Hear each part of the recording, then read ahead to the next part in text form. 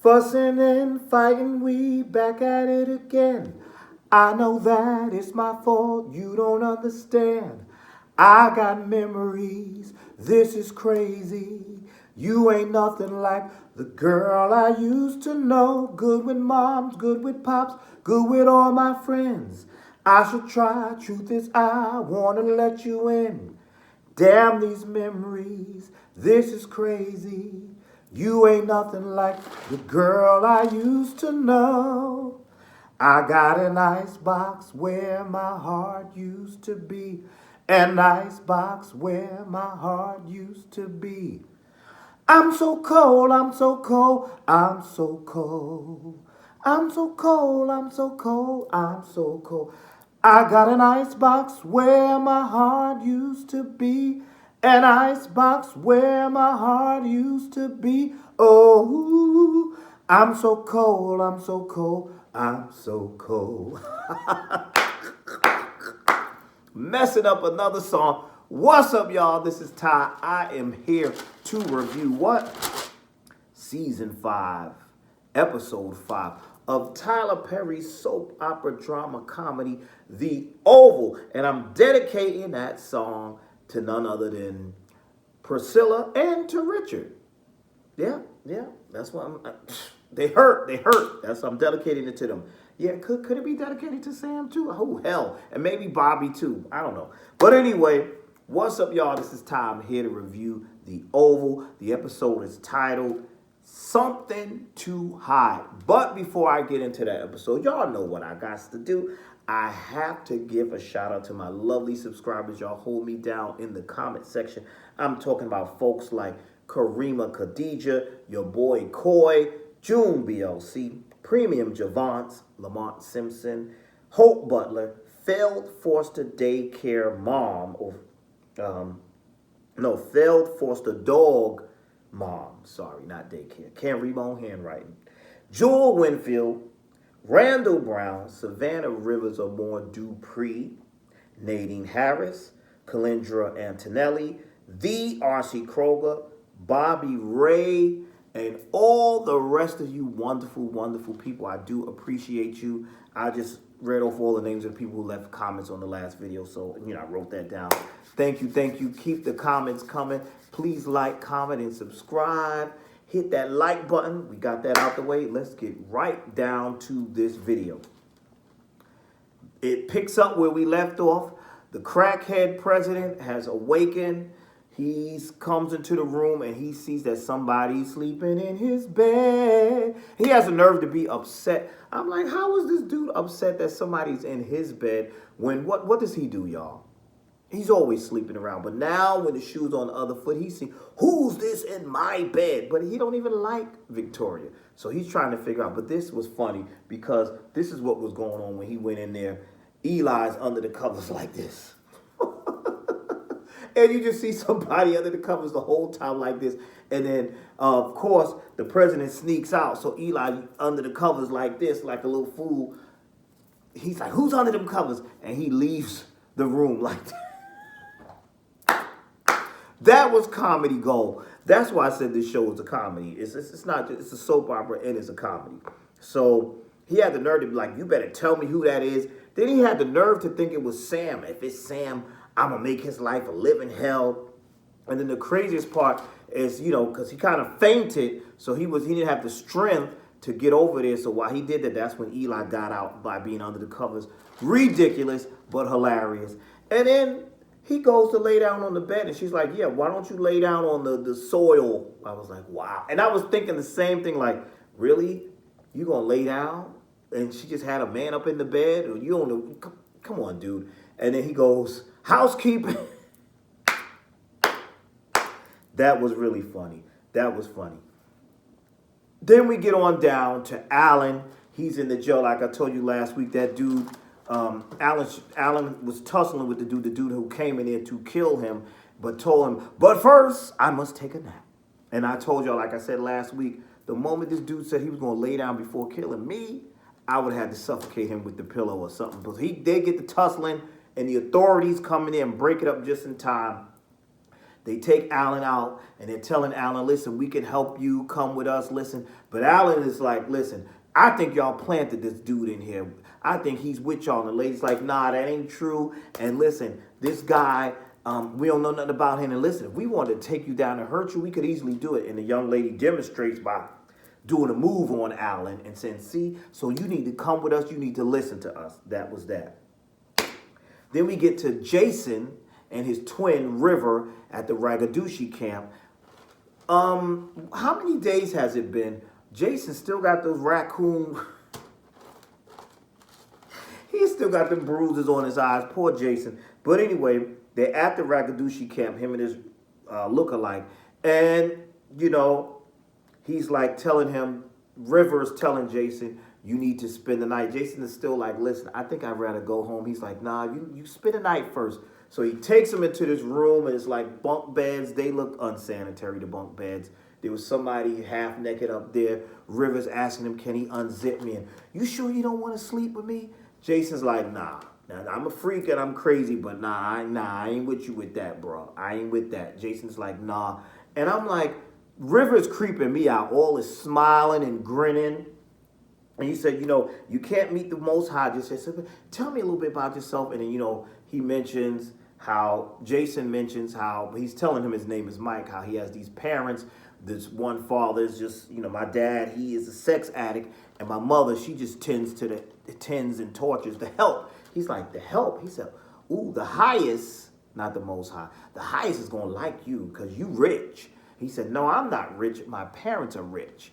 I'm not rich at all. He's like, yeah, but the highest going to like you. But, you know, go on over there and lay down and relax. And I'm like, what he going to do? But what's funny, did y'all peep? When Jason did lay down, Jason was like this.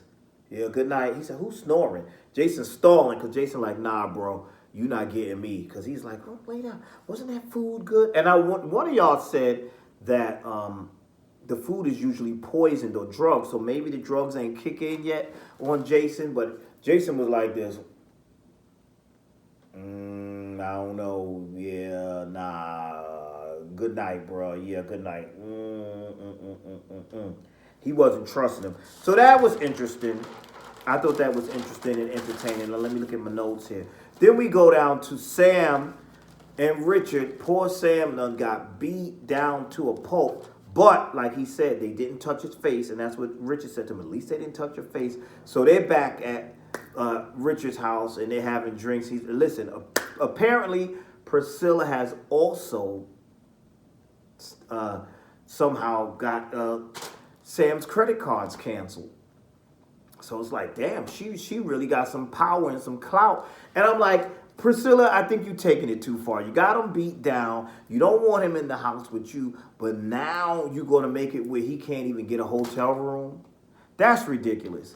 So Richard is telling Sam, you know, listen, you know, they trade little sob story. He's like, yeah, she got me beat up, this, that, and the third. And he's like, yeah, and my wife, Nancy, she said some stuff to me, but, you know, I don't want to repeat it. And Sam's like, what was it? He's like, well, won't you tell me why why don't you tell me why your wife got you beat up? And, of course, he wouldn't say nothing. So it was like, So Richard calls Priscilla, and he's telling Priscilla, listen, she done said too much. She said that, you know, this thing with Picky and all that, and she said it was an affair, and it lasted longer. And he said, you're gonna have to stay with her. And Priscilla's like, no, I can't stay with her because I gotta get to work. And Priscilla's like, Richard was like, I gotta get to work too. But Priscilla was like, wait a minute, you trying to keep me from going to work because you afraid I'm gonna do something to Victoria. Here she go jumping to conclusion. He's like, no, it was the things that she said to me, and she tried to hang herself. So she's like, oh, I had no idea. And then they go back and forth till finally Richard was like, you know what? I'll get one of my cousins to come watch her, bring her on over. And she's like, I'm sorry, I couldn't be of more help. And I was like, that was interesting. Then we saw where Richard also was telling Sam, you know, Sam, I went and viewed that body, and that body is not Barry's. So apparently Barry is alive. Where in the world is Barry? Is Barry coming back to the show? Because, you know, the actor who was from who played Barry, went on to go to the show The Game, which was airing on Paramount Plus. I believe that show has now been canceled, so perhaps maybe he's coming back to the show. I don't know. But right now we don't know where he is. Who? If that wasn't him, whose body was that? You know? And where is he? Is he in the Ragadushi camp somewhere tied up or something? Who knows? We don't. But if he is, he's kind of reunited with his daughter, right? Because she at the camp too. Maybe. I don't know. I don't watch Ruthless, so I don't know. But yeah, where's Barry? What's going on with that? Because apparently he's alive. Some of y'all still think Barry's dead though. Meanwhile, we also saw Dell at Allan's house, and he opened the box and doing what he needs to do. They didn't really touch on Dell too much. They just showed that. I wanted to know what was going on. I wanted to know what was going to happen, you know, because last week, Kareem's cousin kind of framed Dell. So I'm like, I thought Dell would run to the police or do something, but he went to Allan's house, and that's where they left that. Then we got to Max and Bobby, and Max pretty much telling Bobby that he suspects something with Eli. He's like, Eli and the first lady are messing around. And he's right. He's like, listen, where is Simone? We haven't seen Simone. He's acting funny. The security detail is all different. And I like how he was playing around with Bobby at first. And like Bobby said, why are you not watching the president? And he said, listen, the crackhead woke up. He's up. So I didn't got to watch him. But he was like, something is up, man. He said, something's not right. I'm not understanding. He said, listen, you got to think. Stop thinking with down here and think with your brain. So stop thinking with your penis, Bobby, and think with your brain. And he's like, you know what? You're right. And so now they're on to Eli. So that was crazy. Meanwhile, while that's going on, they show Simone down in the dungeon, and she's talking to that agent. She's telling him, you need to let me go. He's like, no, you have some serious charges against you. You assaulted the first lady. And she's still so dumb. She's still over here talking about, oh, it's 8 o'clock. Oh, my God, my husband got to be looking for me. Get a clue, Simone. Your husband is in on it. He got you down there, too. He's in on it. Get a damn clue. But she's still like, oh, no, I got it, this and that. And I'm like, why isn't it registering with her that your husband is in on this? She's like, listen, I need some food. I need something to do. It was like, breakfast is coming, but I'm not letting you out of here. But I'm thinking, my whole thing, I said, I believe Bobby and Max have a plan where they're going to basically, you know, question Eli, and somehow Bobby's going to get back down there and find Simone in that dungeon down in the basement, wherever the hell they got her trapped. That's what I think he's going to That's what I think he's going to do. So, what a funny scene between Bobby, Max, and Eli when they start questioning him, and Eli just giving it all away. He's like, okay, where we go? He says, your wife joining us today? Hey, oh, what do you mean? He said, you know, usually sometimes she comes with us. Oh, she's out of town. So Bobby was like, where's she at? Where did she go again? Eli, you overstepping. You overstepping. I don't want to ever hear you talking about that again. They're like, yes, sir, or whatever. So I like how they're playing into him like that. And that's clever because they're playing into him because they're playing the game. They're playing dumb, but they on to him. They're definitely on to him. So I hope one of them rescues Simone from the dungeon. I really do. Meanwhile, we've seen Donald and Alonzo. Alonzo's still scary, and Alonzo's telling Donald where Allan's whereabouts, that Allan is in the jail with the D.C. Police Department, that he got arrested trying to return the drugs to the drugstore, but the drugstore had a raid, and Donald was still frustrated, and he said, well, you keep an eye on him, and you keep things going on with that. There was no Lily in tonight's episode. We didn't see anything with her, but we did see Kyle go over there to Donald, and he told him that, listen, the president, he has awakened. He's awakened. And he's like, but they said, but there's some bad news. They've already announced to the world that the vice president has, and they announced to the world that the president is in a coma or whatever. He's incapacitated, and that Eli has been sworn in. So I'm like, okay, very interesting stuff right there. So he's like, listen, we got to get back to the White House and get the president up and running because we got to stop all this. I still like my idea, and I think one of y'all agreed with me when I said they should have kept it like a Weekend at Bernie's type of thing. You know, with that movie Weekend at Bernie's where Bernie was dead, but they kept him alive the whole weekend.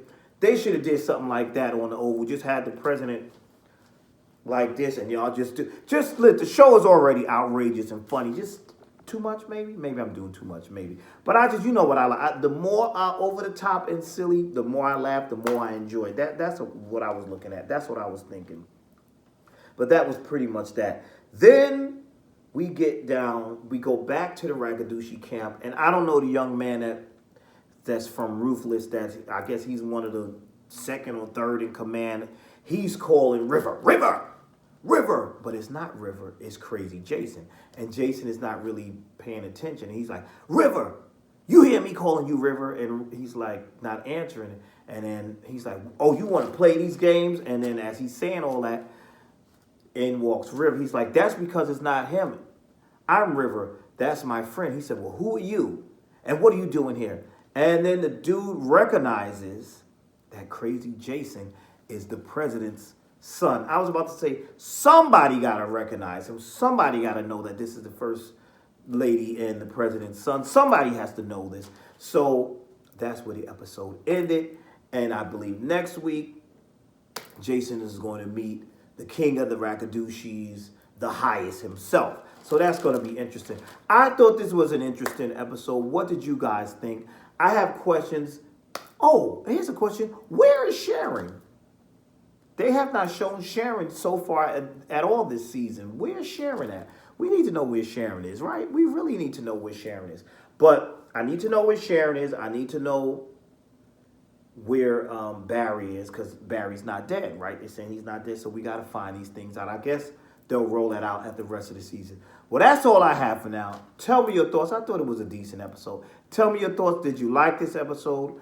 What didn't you like about it? Was it something that I missed? If there's something that I missed, let a brother know down in the comment section.